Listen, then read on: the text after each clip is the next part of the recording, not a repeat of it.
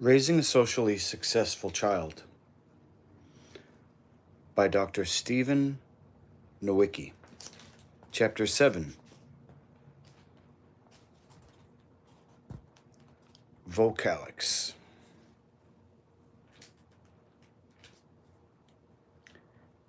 Can you hear what my words aren't saying? In his mid-30s and dressed smartly in an expensive-looking suit, Ben greeted me with a smile and a warm handshake.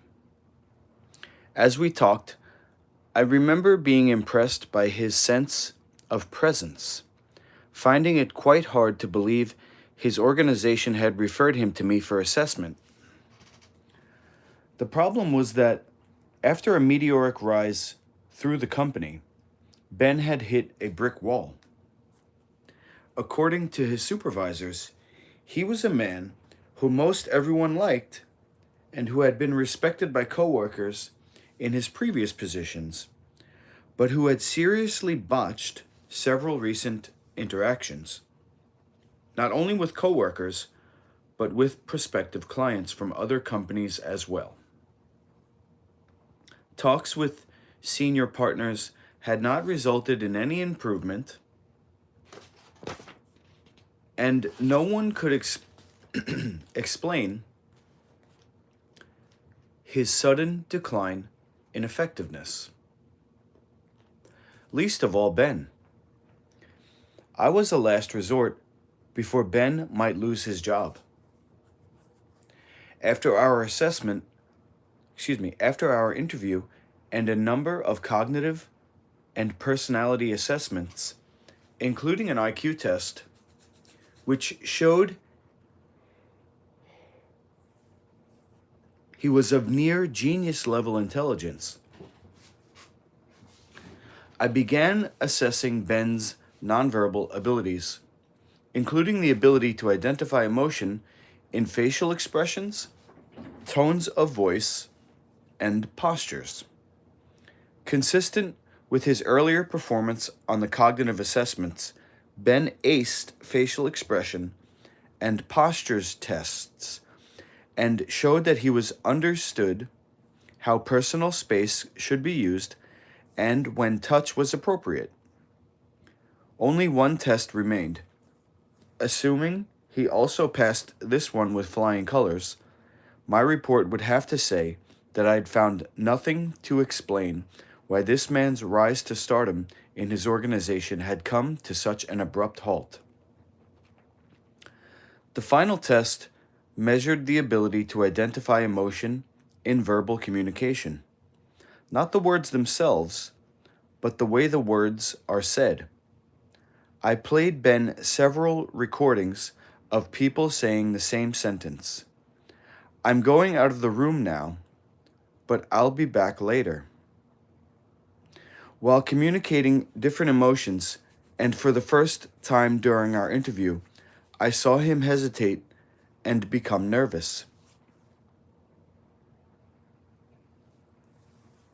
He would listen and name an emotion, but then immediately begin to doubt his answer, saying something like, "Well, maybe not, maybe it's..."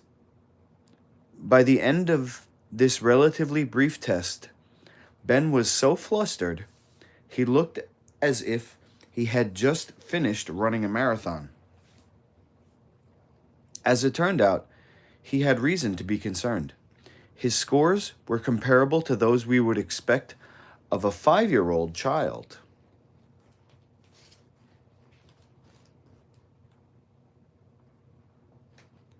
Ben was simply unable to pick up and identify the emotion in people's voices, and it was apparent that he and others around him were unaware of it. Further questioning revealed why this issue had only become apparent in recent months. His present position was the first one to take him out of the field and into an office setting. In the field, he had access to what people were feeling by reading their facial expressions, postures, gestures, and how they occupied the shared space. But now that he was in the office, all of his interactions were taking place by phone. Without the benefit of visual clues, Ben was lost, causing him to miss the nonverbal cues necessary for conversation to flow. Once we identified the problem, Ben's employers had him undertake a program of direct learning and also sent him back out in the field, where soon he was successful again. Why vocalics matter?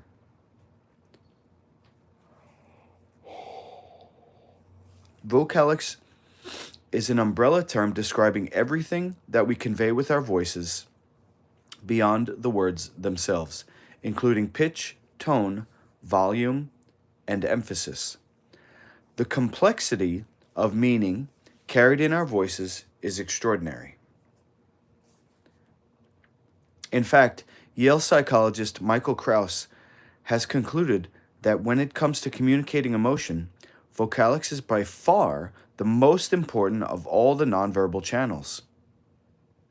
Based on his research, Krauss goes so far as to suggest that if we want to take the true measure of how someone is feeling, we should probably stop looking at the person and just listen to his or her voice instead. For example, if someone tells you that she's doing great in a quiet and trembling voice, we're unlikely to believe her words and much more likely to believe her intonation.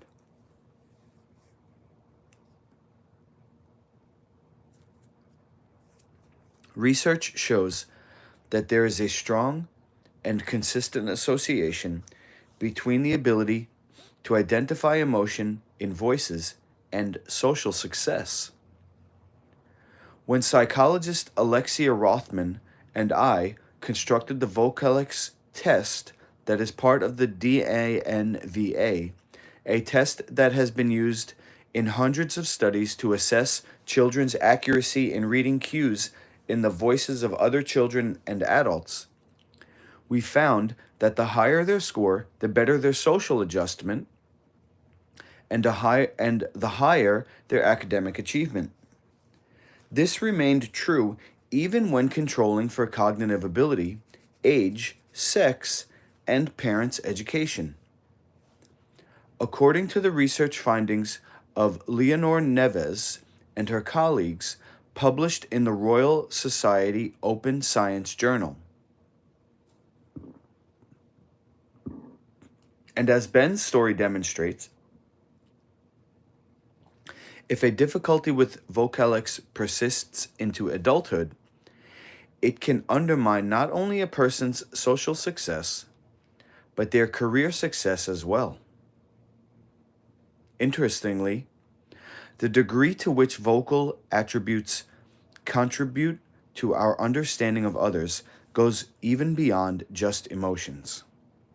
Scientists have found that if we listen closely to a recording of someone counting out loud from 1 to 10, we can even guess, at better than chance, the person's age, sex, weight, and general health, as well as native language, region of the country spent as a child, and social status.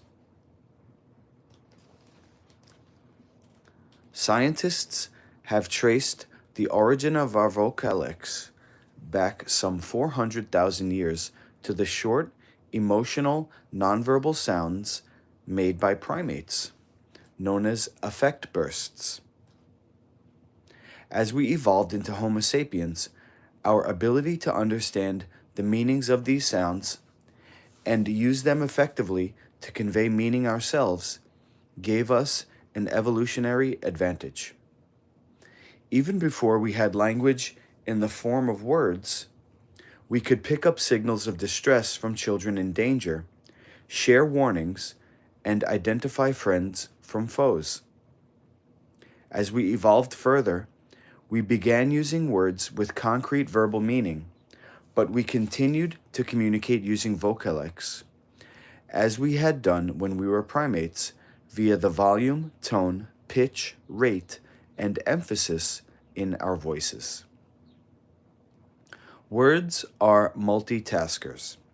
They carry not only verbal, but nonverbal information too. On an average day, most people will hear somewhere between 20,000 and 30,000 words.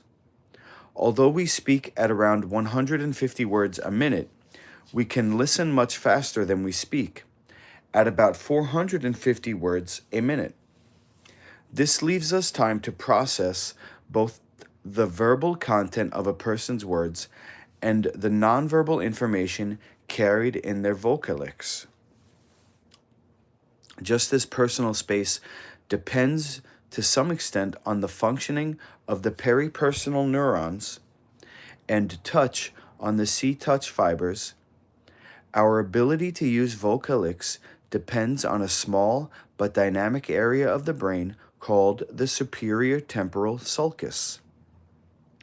Research using advanced fMRI techniques by psychologist Simon Leopold and his colleagues at Stanford University has found that the superior temporal sulcus becomes more active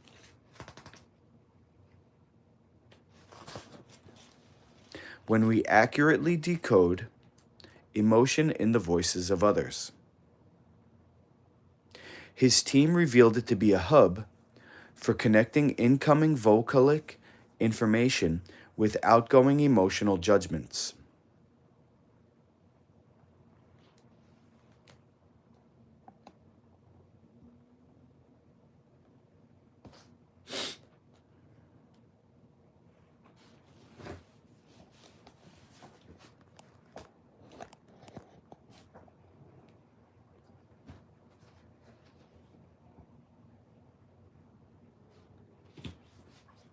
Repeated exposure to a range of pitches, tones, and other vocalics alongside accompanying verbal and nonverbal expression of emotions creates the connections through which this part of the brain develops. Much like Krauss, social psychologist Albert Mehrabian believes that vocalics are crucial to the reading and communication of emotion. In his book, Silent Messages, Mehrabian proposed the 7-38-55 rule, which posits that only 7% of emotional meaning is carried through words, while 38% is carried by the volume, tone, pitch, rate, and emphasis of the voice, and the remaining 55% by a combination of all the other nonverbal channels: faces, gestures, postures, touch, and personal space. While other psychologists may differ on the percentages, most agree on the primary importance of vocalics in expressing our feelings.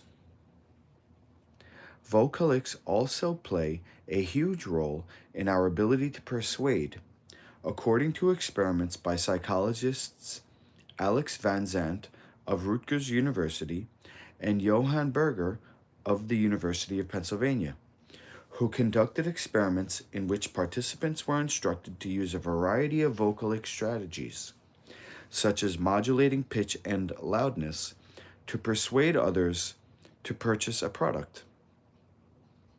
They found that participants who spoke fairly loudly and quickly, without hesitation, sounded more confident and were therefore much more successful at persuading others to make a purchase, even when the person doing the buying was aware that vocalic tactics were being used. Making sure children learn to use and interpret vocalics appropriately from an early age is therefore an important way to ensure that they will be able to effectively connect with peers later on. That's what this chapter will help you do. Vocalic types. In order to fully understand the nature of vocalics, it's important to understand the various types available to our use. Volume. The volume of our voices doesn't just determine whether or not our words can literally be heard.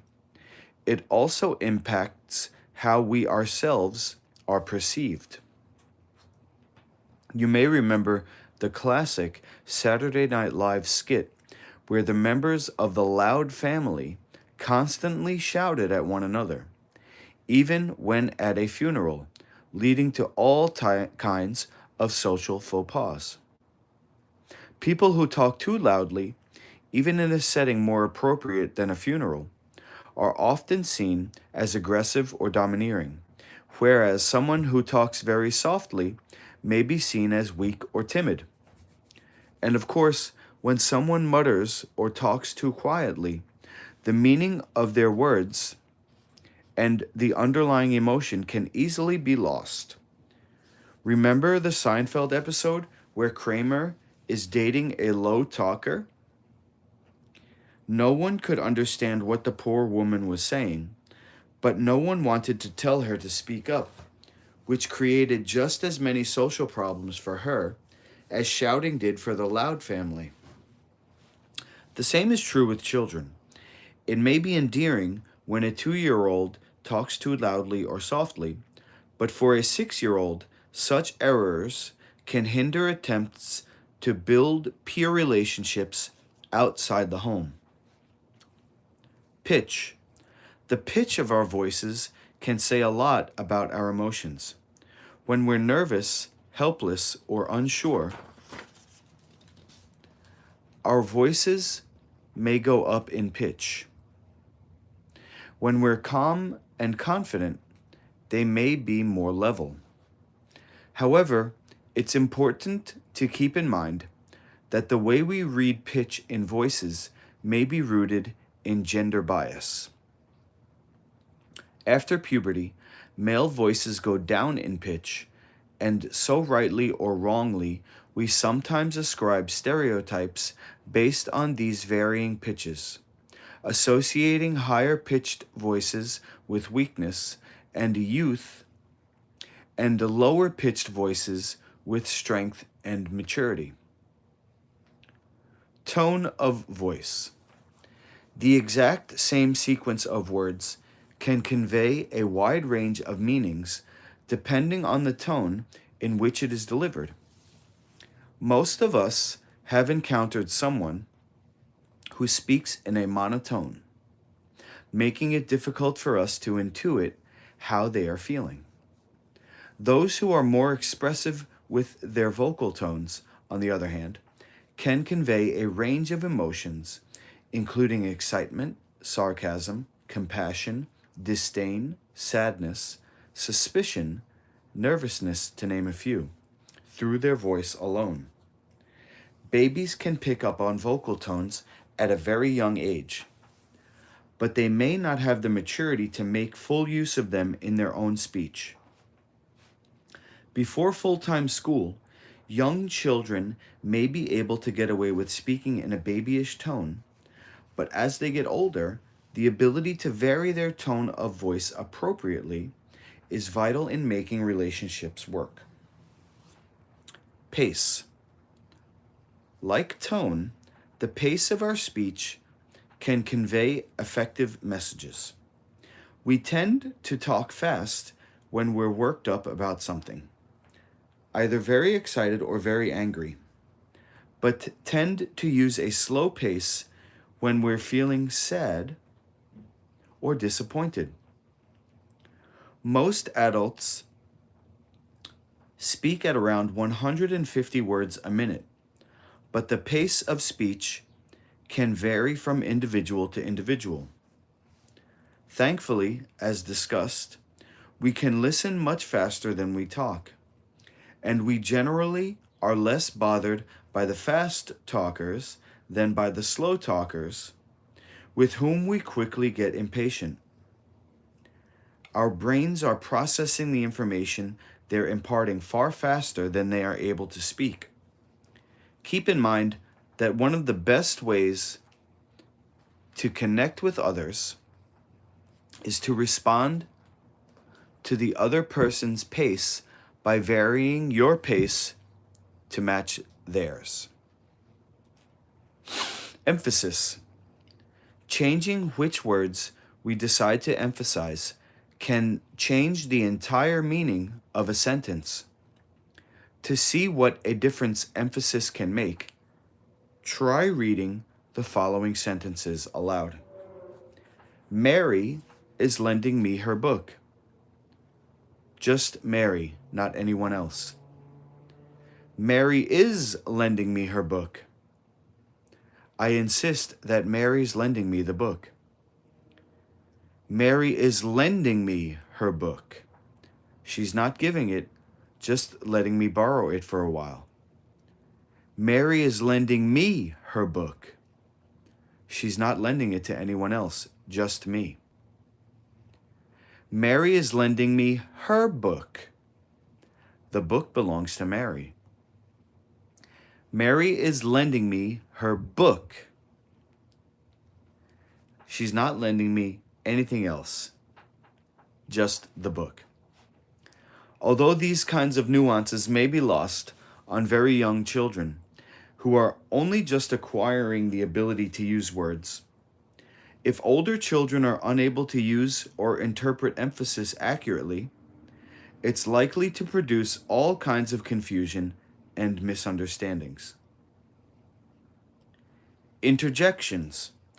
The meaningless interjections we tend to use when speaking also fall under the heading of vocalics.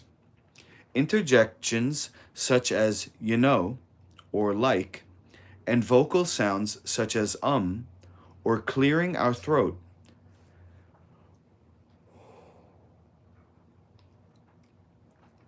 can buy us time to choose a correct word or phrase.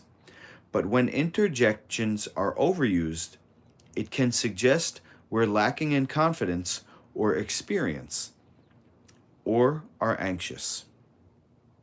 Very young children get a free pass when it comes to interjections, but when they enter full-time school, this may be a good moment to gently correct your child when she uses like or you know repeatedly, and to model how to speak without interjections.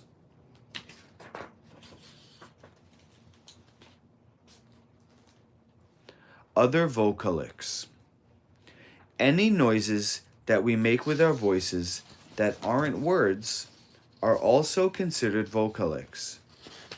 These include laughter, crying, screaming, gasping, tutting, sighing, coughing, and so on.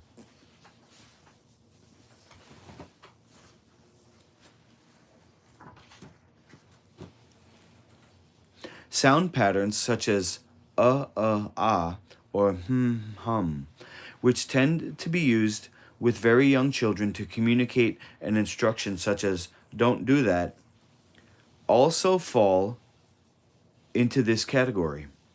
Children who don't learn to control all of these many vocalic noises may be deemed disruptive by teachers and teased by peers. Children who learn to successfully use vocalics have a significant advantage when it comes to communication and connection. Unfortunately, however, screen time has taken an especially large toll on children's ability to discriminate the emotions communicated via vocalics. Phones, tablets, and computers transmit the human voice, of course, but quality, tone, and pitch may be inferior and may not carry the same amount of information that we get from the richness and complexity of in-person speech.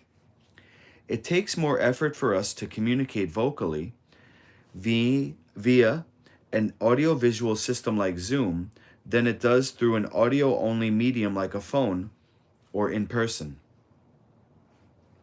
The greater effort saps mental energy, leading to a greater possibility of errors. The 2 years we spent masked during the pandemic have also taken a toll on children's vocalics development. Masks muffle sounds, which makes it more difficult to understand not only words, but also the emotions behind the words. Pasquale Botelico, a researcher and professor in the Department of Speech and Hearing Science at the University of Illinois, found that listeners recognized 46% fewer words when a speaker was masked than when unmasked. But it was how the words were misunderstood that has implications for emotional expression. Specifically, masks made consonants more difficult to understand. And because consonants are higher pitched than vowels, this made it more difficult to pick up on modulations in pitch, an important cue for identifying emotions. Masks also reduce the distinctions between sounds, especially in settings with poor acoustics or background noise like a crowded classroom full of children. My own research using the Danva Vocalics test showed that wearing masks made all emotions except fear harder to understand. We are now dealing with the massive long-range fallout of so much vocalic communication having taken place on screens and under artificial masked conditions once children went back to school, as a recent report found. Today's teenagers have difficulty reading emotion in each other's tones of voice, although they seem better able to read emotions in adults. As with all other nonverbal channels, we must also factor in cultural differences.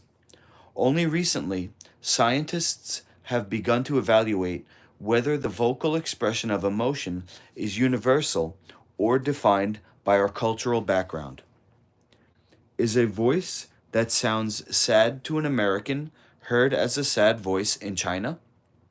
Psychologists Petri Lauka and Hilary Elfenbein analyzed the results of studies that measured the vocal expression of emotions within 24 different cultural groups, as well as the ability to identify emotions vocally within 42 different cultures.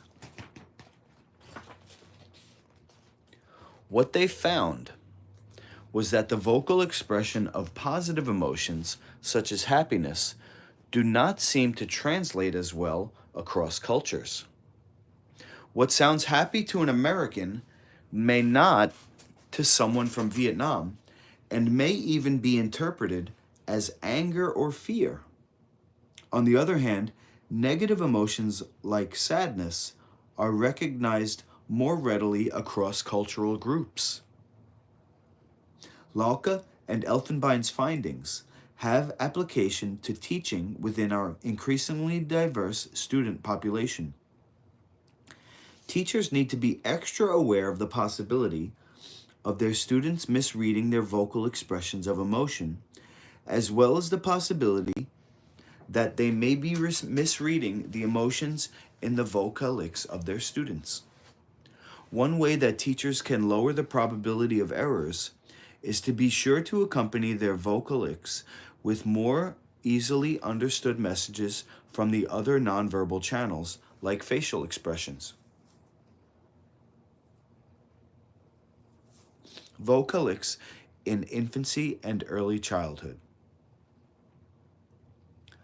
The twin skills of using and reading emotion in vocalics are formed in infancy and continue to develop throughout early and late childhood. Research shows that during the third trimester of pregnancy, a child in utero can already respond to her mother's, but not her father's or siblings' voices, by moving or kicking, and that infants can recognize and distinguish a mother's voice from those of other adults in the first 3 weeks of life. This is partly because in the months after birth,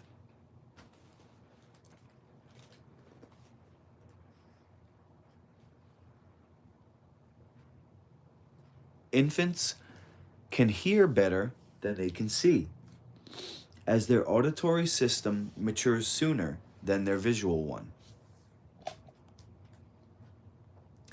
Early on, most caregivers discover that they can use vocalics in the form of baby talk, what psychologists call motherese, because early research was completed primarily with mothers, or infant-directed speech, to grab the attention of their infants. In fact, there's a good reason why infants respond to these high-pitched, slower-paced, sing-song voices. Their auditory system is still immature, and so these sounds are easier for them to register. It's important to bear in mind, however, that although your baby will respond more readily to infant-directed speech than he will regular speech, it doesn't mean he necessarily understands the emotions being conveyed. That comes later when he learns to connect pitch and tone with behavioral outcomes like receiving a treat or being cuddled. Infants' use and understanding of vocalics increase rapidly in the first year of life. At 5 months, babies begin to differentiate emotions presented in voices. By around 2 years of age, children begin to use their own voices to communicate emotion. At around this age, my son, for example, could play act crying to get my sympathy, and also knew that when other children were crying, they needed to be comforted. By 3 years of age, children are able to accurately identify emotions in brief vignettes using puppets, based on only vocal and situational cues. By age 4, according to studies by child psychologists Bruce Morton and Sandra Trehub, young children depend more heavily on words to assess how others are feeling, but the use of vocalics then begins to reemerge as they get older.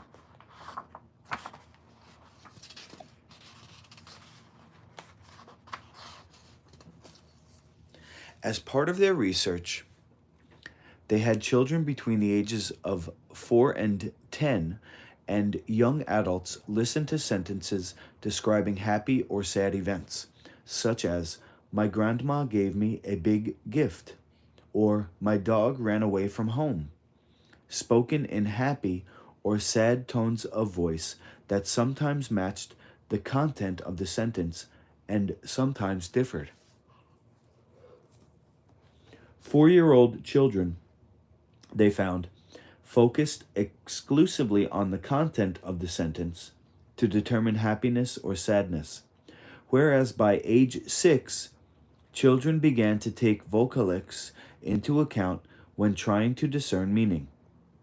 The young adults in the study largely ignored the words and primarily relied on vocalics to judge which emotion was being communicated.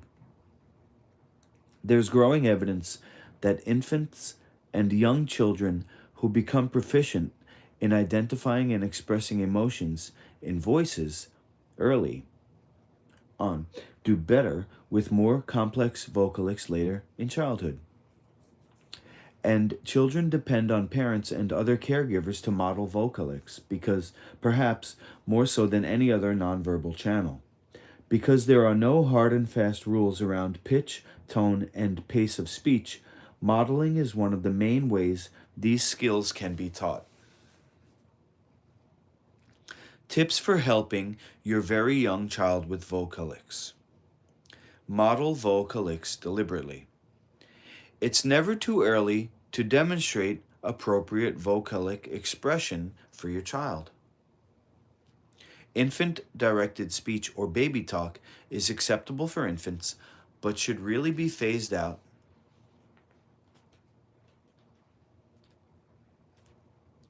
by the time a child is a few months old. Certainly, as your child begins to use words of her own around the age of 2, it's important to speak to her in complete sentences and in a normal pitch. Throughout the early childhood years, you should be deliberate about modeling an appropriate range of pitch, tone, volume, speed, and vocal sounds for your child. Become aware of your own vocalic patterns. Vocalics differ from one person to the next. For instance, my wife is of Norwegian descent, and my mother's side of the family is originally from Italy. As a result of these cultural differences, my wife tends to talk quite quietly without a lot of modulation, and I'm the opposite, as I tend to speak quickly and with a lot of emphasis. As parents and grandparents, we have compensated for each other. If you don't have a diversity of vocalics in your extended family or friend group, you can find classes where students or teachers come from more diverse backgrounds. You might even want to consider enrolling your child in a second language class or dual language early childhood program, as Cambridge University psychologists Quinn Yao and Ellen Markman have found that preschool bilingual children were better at identifying emotion in a speaker's natural voice than their monolingual peers. Teach your child about indoor and outdoor voices. Beginning around the age of 2, children need to learn to control the volume of their voice. A time-honored way to explain to your child about where it's appropriate to use a loud voice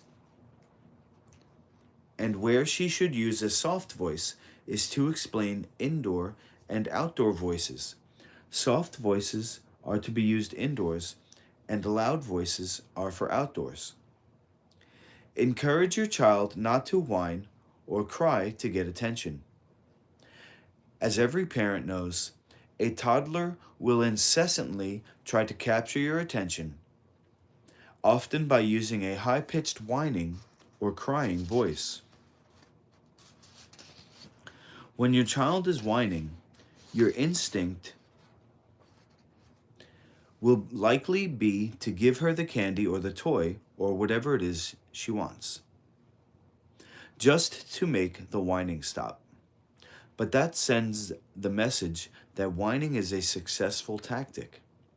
Instead, you can say, "Ask me again in your nice voice, not in your crying voice. Please, then I will give it to you." You can help your child to learn the difference between a whining and non-whining voice by modeling both and asking him to copy you. Have fun trying out different emotional tones while reading together. Another way to practice vocalics with your child is by reading books together and speaking in the voices of the different book characters, reflecting how they feel. If someone has taken SpongeBob's favorite shell, how does he sound when he tells someone about it? Does Tigger sound happy or sad when he asks Roo, "Are you ready for some bouncing?" Many children's books will cover the primary emotions: happiness, sadness, anger, and fear. Make jokes and be silly with your child. Studies show that when parents laugh more, then children laugh more. The vocalics of laughter function as a child of social glue, connecting us through shared amusement and joy. This can help with forming social connections down the line.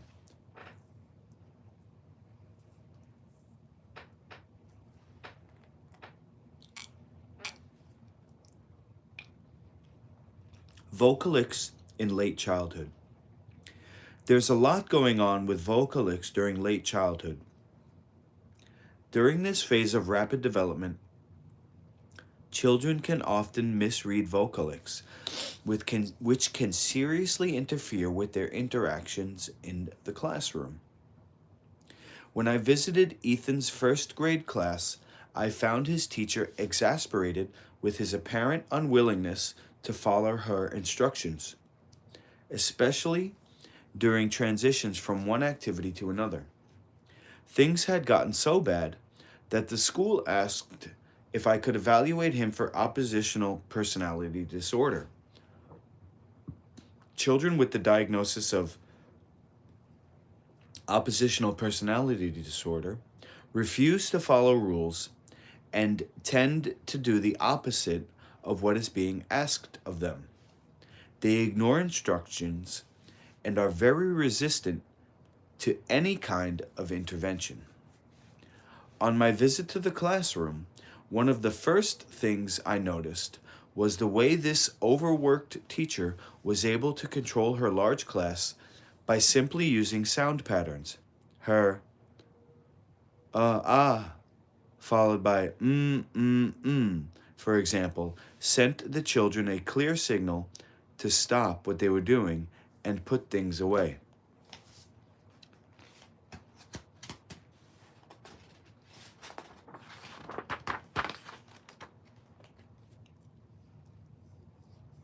Ethan was the only student who didn't follow her instruction, even when she raised the intensity of her sound pattern.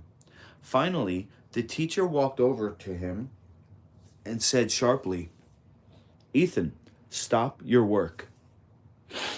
Ethan promptly did so, but looked bewildered and confused by the teacher's irritation. This was consistent with the behavior someone would expect from a child with a diagnosis of oppositional personality disorder, but I thought I might have another explanation for Ethan's behavior, one that was much easier to fix. I made a home visit to talk to Ethan's parents and see if I could uncover the root of his difficulties. Here, I observed that Ethan's family was what I would call a loud family, meaning that to get someone else's attention, members spoke loudly at one another. Subtle, soft-spoken communications, like those of Ethan's teacher, simply weren't on the menu. Ethan's problem, I realized, was not that he was oppositional, but rather that he came from a home in which he'd had no opportunities to learn the subtle sound patterns used by his teacher, and so they went unnoticed. Once the teacher became aware of this, she set up a few individual sessions with Ethan and found that he learned to pick up her vocal cues very quickly once they were pointed out to him. After that, his behavior improved dramatically. As we've seen, young children still tend to depend primarily on facial expressions to read emotion. Both the content of words and the vocalic intonations are largely lost on them. By late childhood, this changes dramatically, so that by the time children finish elementary school, they will have reached a point where they should be able to rely on vocalics to read and send effective messages. For example, if you tell a 4-year-old you're happy while your voice is filled with sadness, she will probably smile and tell you she's happy too. But when you do the same for a child at age 10, she's likely to tell you she's sorry you're feeling sad.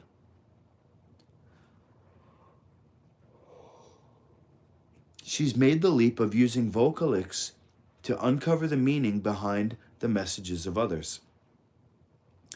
In late childhood, vocalics opens a new world of potential for communicating socially with peers, including the appropriate use of sarcasm to convey humor or irritation.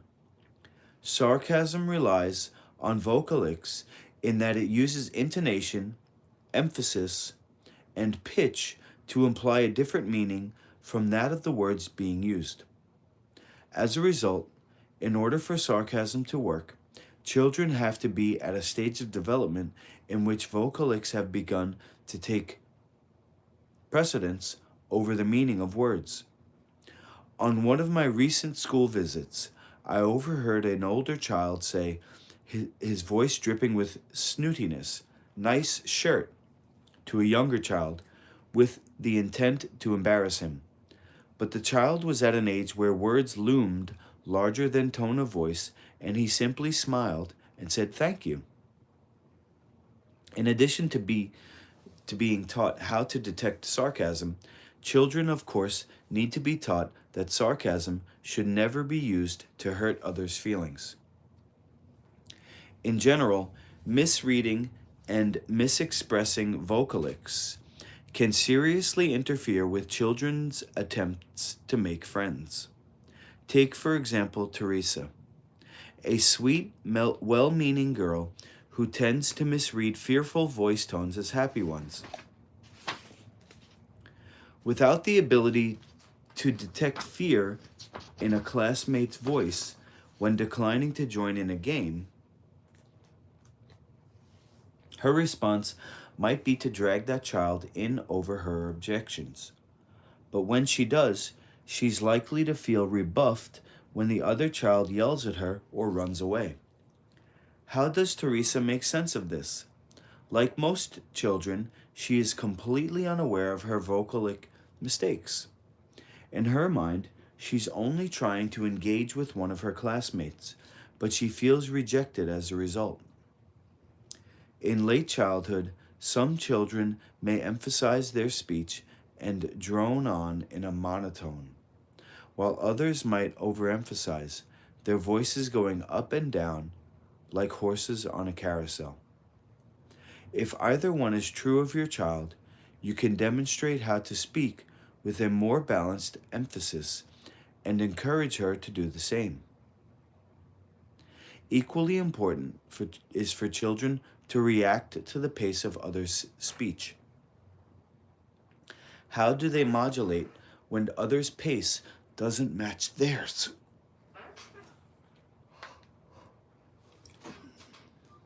Most children have a preferred rate of speech, but they need to be aware of how it might differ from the pace of others, and to be flexible enough to speak slower or faster depending on the situation.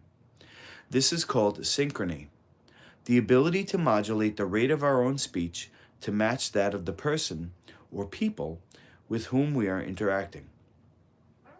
Research has shown that when children's vocal interactions are in synchrony, the chance of a successful initiation of a relationship increases. Interestingly, once a relationship has made it past the initiation phase, this becomes less important. But without synchrony when getting to know one another, relationships won't make it past the early stages. Tips for helping your older child get better at vocalics. Avoid mixed messages. Learning this nonverbal skill is an exercise in pattern recognition. Therefore, you should try to avoid confusing your child by speaking to her in a happy voice while your words and facial expressions express sadness or anger, and vice versa. Drop your own bad vocalic habits. At this age, it's a good idea to model for your child how to speak without too many interjections, such as like and you know, so she doesn't pick up that particular vocal tick. Make recordings of your child's voice and play them for her. None of us enjoy hearing a recording of our voices, but nonetheless, this is the best way to become aware of how we sound to others. You can make this an enjoyable activity for your child by turning it into a game. Ask her to say the same silly phrase. Mummy is smelly and Daddy is smellier, but name of sibling is the smelliest of all, in her normal voice. and record it using your phone. Then play it back for her and explain that she can change her voice in all kinds of ways. Ask her to say the same phrase again in a louder and softer voice, at a faster and slower pace, with a higher and lower pitch, with more intensity and less intensity. Record the phrase each time and then listen to the results.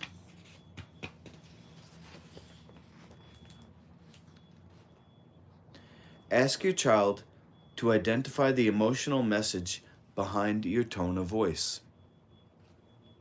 Say the same sentence in the previous example with different emotional tones of voice, as if you were happy, sad, fearful, angry, and so forth. See if your child can tell the difference. Demonstrate how emphasis works for your child. Take a simple sentence such as the one used earlier in this chapter, "Mary is lending me her book," and say it out loud with your child, emphasizing a different word in the sentence each time. Talk about how emphasis changes the meaning of what she's saying. By getting her to emulate your emphasis, you're also teaching her about how to create synchrony with others. Play a Vocalics guessing game. Watch a TV clip together, but have your child turn away from the screen and tell you what the people are feeling simply by listening to their voices. Then play the clip back with the faces and the body language to see if she guessed correctly. Some children may have an easier or harder time picking up emotions from Vocalics, depending on the age of the speaker. TV clips will give your child exposure to vocal qualities across a wide range of ages. Play hot and cold. Hide something in the house or yard and just use your voice to communicate whether children are getting closer to it or farther away.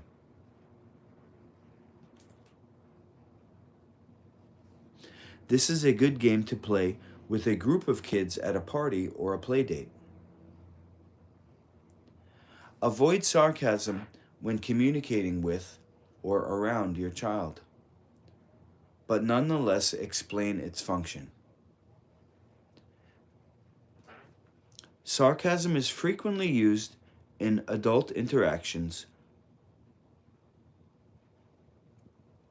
but should be used sparingly with and in front of younger children, as it may be confusing for them and even undermine your relationship.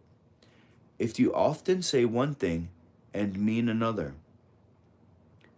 at the same time, your child may encounter sarcasm around other adults and peers, so it's important to explain how sarcasm works.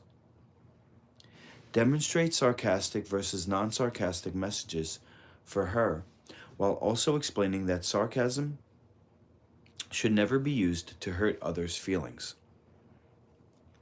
When your child needs expert intervention. If you feel as if your child is really struggling with both interpreting and communicating vocalics, it may be a good idea to get her hearing checked. 2 to 3 out of every 1,000 children in the United States are diagnosed with hearing difficulties each year. And as hearing isn't tested quite as frequently as vision, your child could have a hearing problem that has not yet been detected. If there are no issues with your child's hearing, you can try one of the several tests available to assess children's ability to pick up emotion in voices, including the DANVA tests. Clinical child psychologists and learning disability specialists have access to testing and interventions necessary for helping children improve their vocalic skills. But speech therapists have the most experience dealing with vocalic as well as other voice difficulties such as stuttering, lisping, and slurring. Now that we have covered the role that vocal sounds play in nonverbal communication, we turn to movements of the body and the part they play in the expression and reception of emotions. Body language is the sixth of the major nonverbal channels and includes gestures, postures, and objectics, the things we wear on our bodies. In addition to carrying its own unique emotion information, body language acts to amplify or diminish whatever feelings are being conveyed by rhythm, facial expressions, personal space, touch, and vocalics. This crucial aspect of nonverbal communication is considered in the next chapter. So coming up next,